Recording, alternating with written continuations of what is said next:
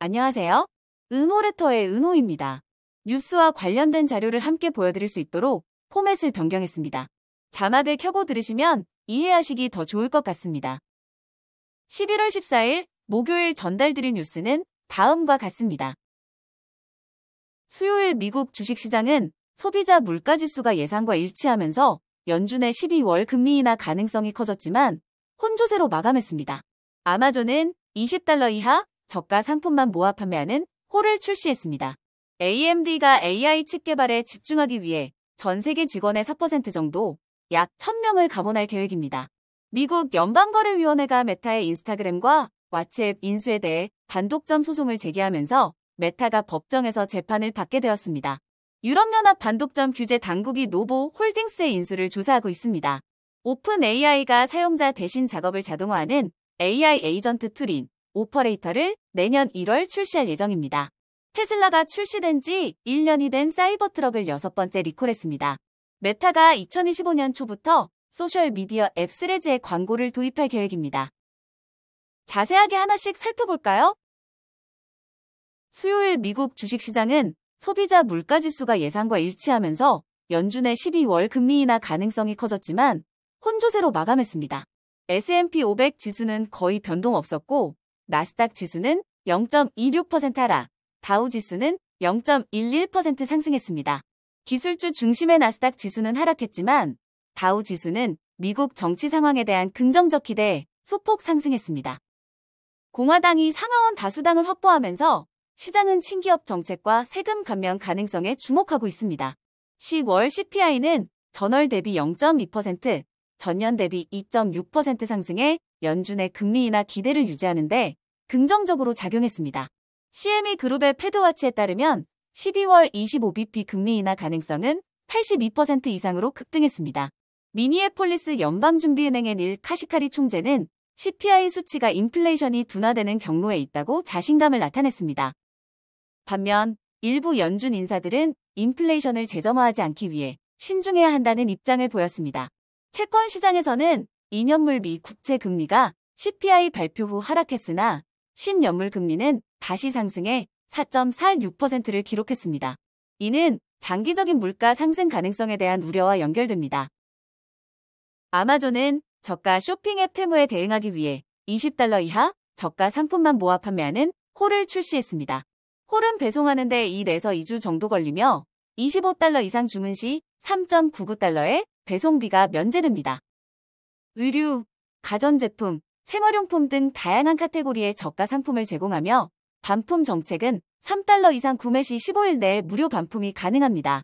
아마존은 저렴한 가격을 찾는 소비자를 공략하고자 중국 기반 판매자들을 유치하고 있으며 테무와 쉬인과의 경쟁에서 입지를 강화하려고 합니다.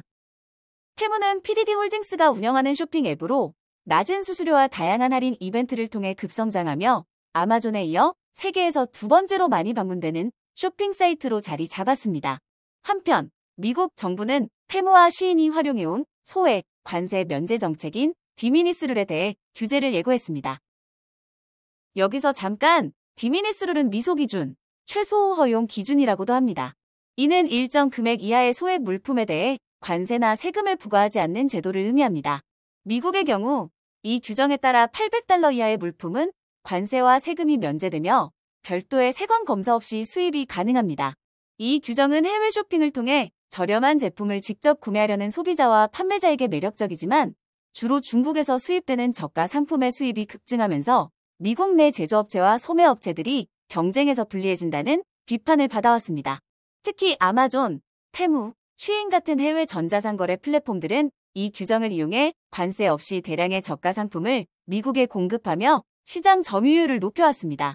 최근 미국 정부는 이 규정을 재검토하며 규제 강화를 논의 중입니다. AMD가 AI 칩 개발에 집중하기 위해 전 세계 직원의 4% 정도, 약 1,000명을 감원할 계획입니다. AMD는 AI 칩 시장에서 엔비디아와 경쟁하기 위해 AI 가속기 MI300X와 MI325X 등의 신제품을 생산하고 있습니다. AI 칩은 데이터 센터와 대규모 데이터 처리에 필요한 핵심 장비로 AMD의 데이터 센터 부문은 3분기에 2배 이상 성장했습니다. 반면 PC 부문은 29% 성장에 그쳤고 게임 부문은 69% 감소했습니다. 2024년 데이터 센터 부문 매출은 98% 성장할 것으로 예상되며 AMD는 연간 AI 칩 매출 목표를 50억 달러로 상향 조정했습니다. 한편 AMD 주가는 올해 3% 하락했습니다.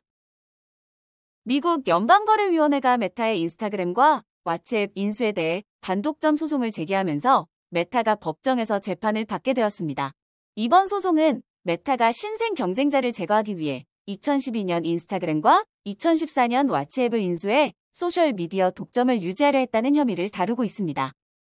워싱턴의 보즈버그 판사는 메타의 소송 기각 요청을 대부분 기각하고 FTC의 주장을 받아들였으나 메타가 타사 앱 개발자의 접근을 제한하여 독점을 강화했다는 추가 혐의는 기각했습니다. FTC는 이번 소송이 초당적 노력의 일환으로 메타의 독점 권력을 제한하고 소셜미디어 생태계에서 경쟁과 혁신을 되찾기 위한 것이라고 밝혔습니다. 유럽연합 반독점 규제 당국이 노보 홀딩스의 165억 달러 규모의 카탈렌트 인수에 대한 피드백을 경쟁사와 고객으로부터 수집 중입니다. 노보 홀딩스는 비만 치료제인 위고비에 성공으로 큰 수익을 얻은 덴마크 제약사 노보 노디스크 모회사로 이번 인수는 위고비 생산량을 늘리기 위한 전략적 조치로 해석됩니다.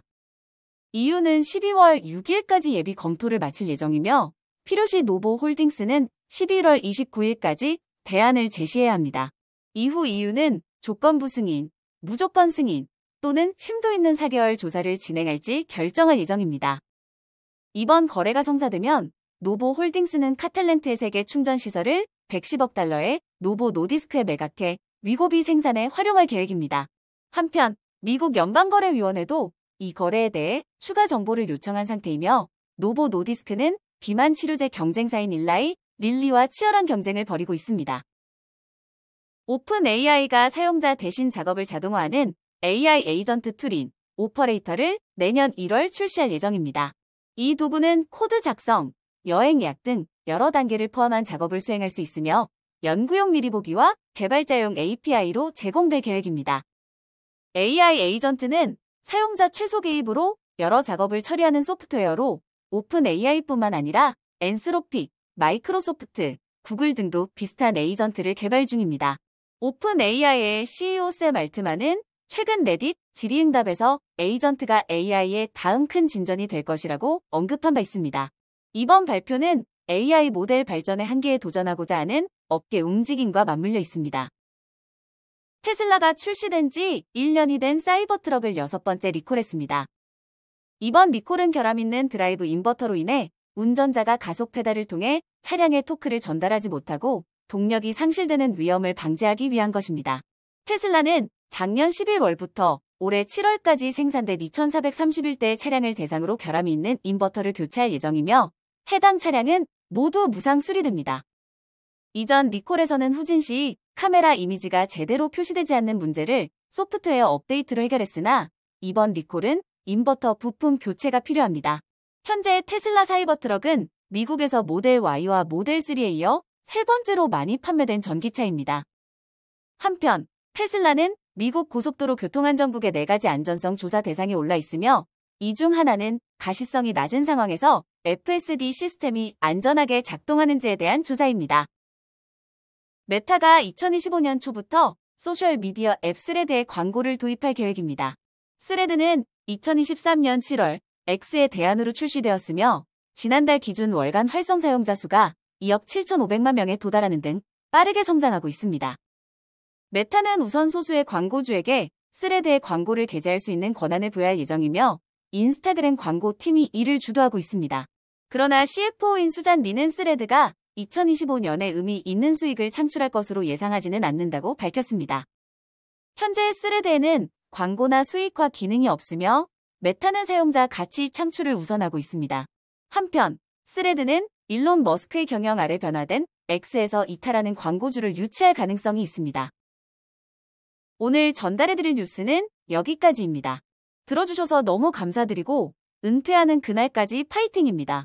도움이 되셨다면 좋아요와 구독 부탁드립니다.